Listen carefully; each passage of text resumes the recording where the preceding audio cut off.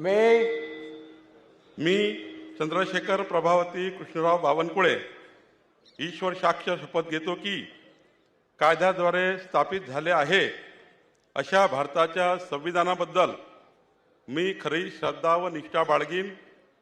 मी भारताची सार्वभौमता व एकात्मता उन्नत राखीन। मी महाराष्ट्र राज्याचा मंत्री म्हणून माझी कामे निष्ठापूर्वक व सतत विवेकबुद्धीने पार पाडीन। सर्व तऱ्हेच्या लोकांना मी निर्भयपणे व निपक्षपातीपणे तसेच कोणाच्याही विषयी ममत्वभाव किंवा आकस न बाळगता न्याय्य वागणूक देईल।